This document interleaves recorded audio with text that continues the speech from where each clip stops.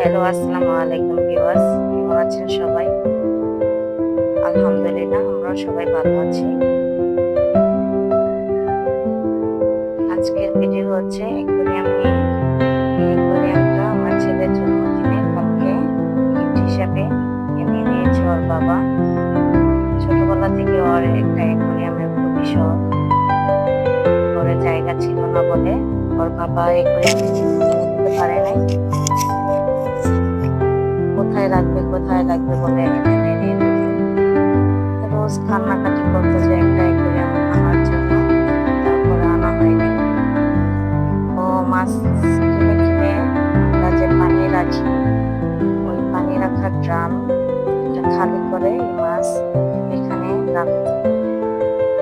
প্রতিদিন এই মাছগুলা পরিচর্যা করতো, খাবার দিত, খেলতো, দেখতো। অন্যান্য বাচ্চারা যে জায়গায় মোবাইল নিয়ে সারাদিন পড়ে থাকে, ও মোবাইল অ্যাভয়েড করে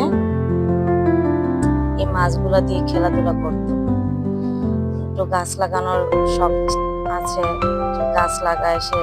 যেখানে কোনো গাছ দেখে কোনো গাছ প্রতিদিন নিয়ে এনে লাগায়। যদিও আমাদের কোনো জায়গা নাই, তারপরও আমাদের একটা আম গাছ আছে, আমরা ইট দিয়ে ঘের দিয়ে রাখছি। ওই আম গাছের গোড়ায় গাছ লাগায়। আমার শখ বলে কিছু বলি না, যে এগুলো দিয়ে খেলুক, তারপর মোবাইল থেকে এত বিরত আছে।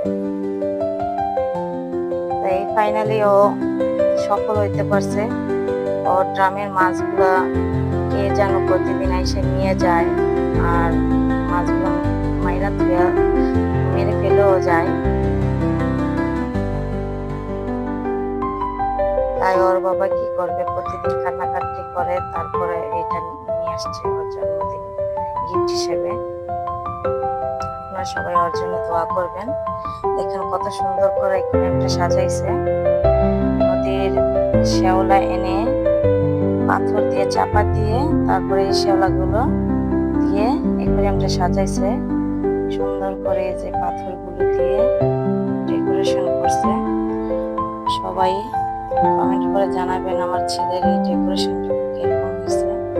আবার ও নিজে পছন্দ করে মাছগুলো কিনে এনে এখানে ছাড়ছে। একজনের শখ রাখতে গিয়ে আরেকজনের শখ মাটি। দেখুন, কোথাও জায়গা পাই না দেখে এই অ্যাকোয়ারিয়ামটা কোথায় রাখছে আমার মেয়ের একটা শখের ড্রেসিং টেবিলে।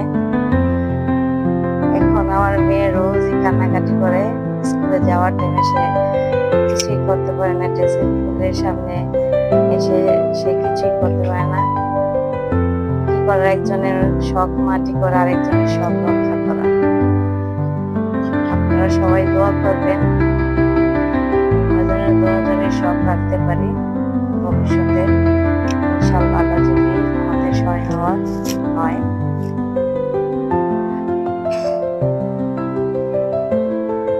আপনারা সবাই কমেন্ট করে জানাবেন আমার ছেলের এই ডেকোরেশন কেমন হয়েছে। আর আমার ছেলে বলে গেছে, আমিও জিজ্ঞেস করবো আমার মাছগুলোর কোনটার কি নাম, সেটা অবশ্যই বলবেন। আসসালামু আলাইকুম, সবাই ভালো থাকবেন। আল্লাহ হাফেজ।